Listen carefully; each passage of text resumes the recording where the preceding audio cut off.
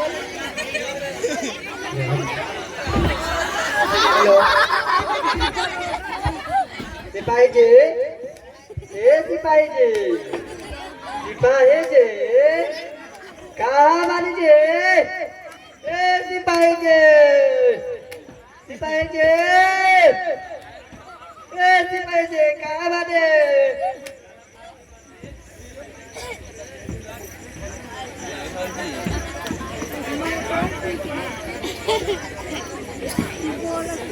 Hello, के बोलता हो?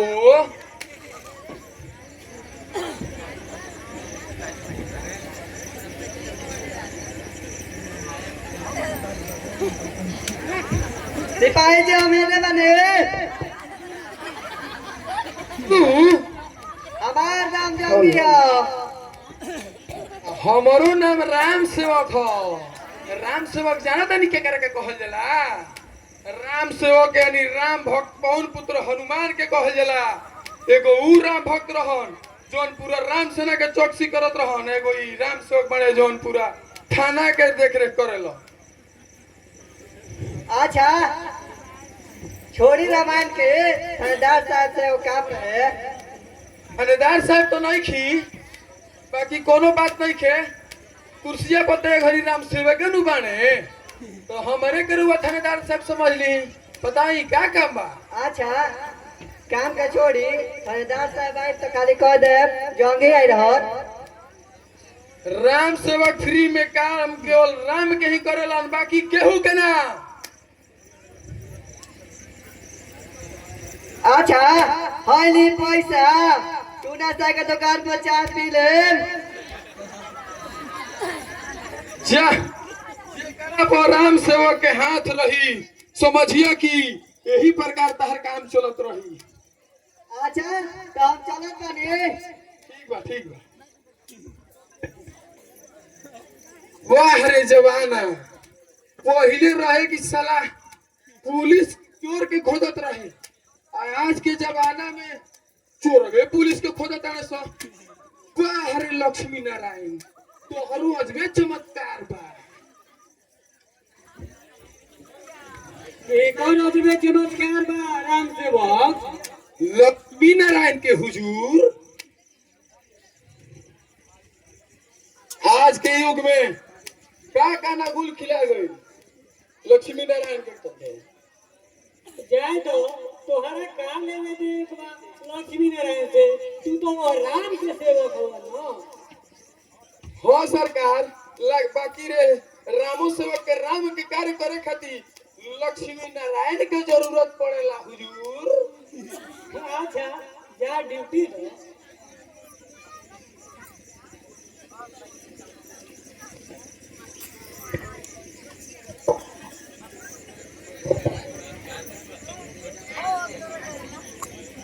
तू ही बच्चा के गोद में काहे उठोले बाबा?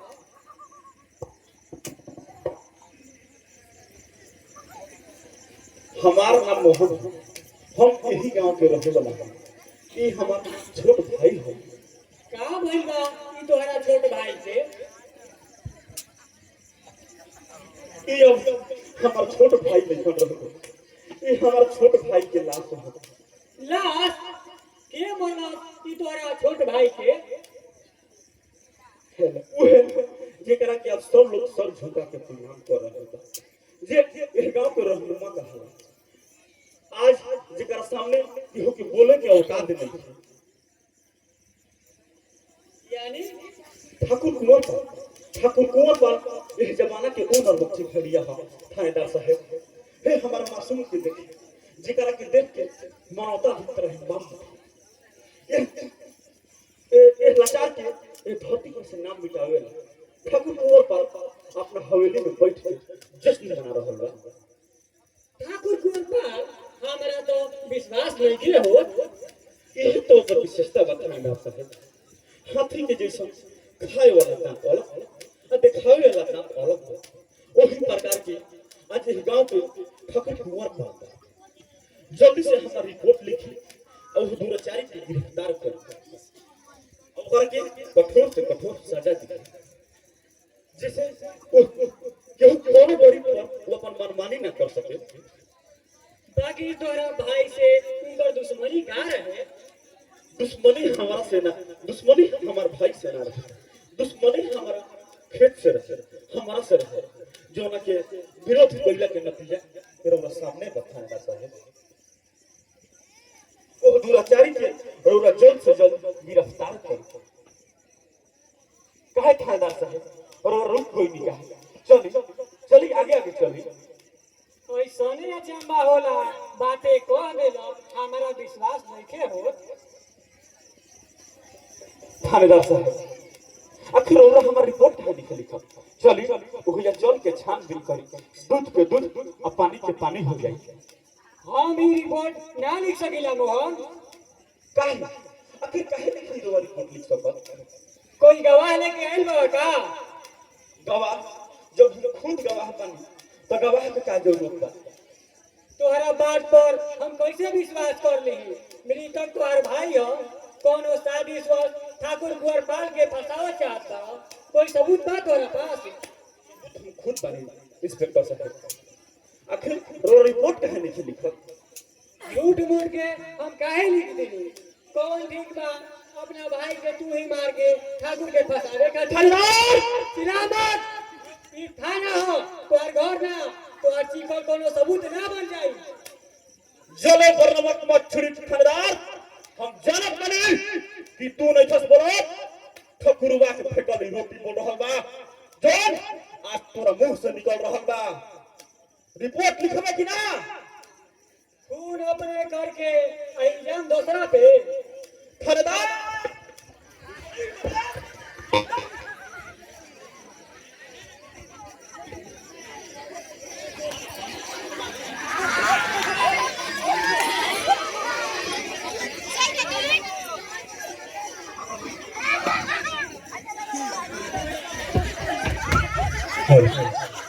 खबरदार अगर हमारा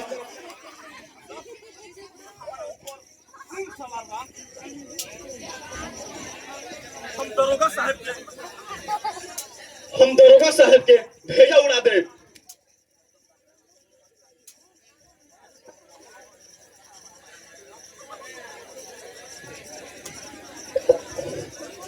तोर अतना हिम्मत किते हमारा थानेदार साहब पर तेरी बाल बात डाले बड़े, तोरा जान के डर है कि ना? डर ओकरा लागल सिपाही जेकरा अपना जीवन से लगाव हो। हम अपना जीवन के संकल्प कर लेले बानी, वो हरखोर ठाकुर कुंवरपाल जैसे हमारा खानदान के विनाश कर देलस, वैसे ही ओकरा खानदान के हम विनाश कर दे। तोरा ही कदम बहुत महंगा पड़े मोहन। अब वो वक्त बा, समझ जा, व्यर्थ जीवन बर्बाद कैले बड़ो, एकरा के संभाल के रखो। केकरा खातिर बोल हरामजादा, केकरा खातिर जेकरा पर हमर सारा जीवन केंद्रित रहे, ओकरा के तो ठकुरवा विनाश कर दिहल और ओकरा खिलाफ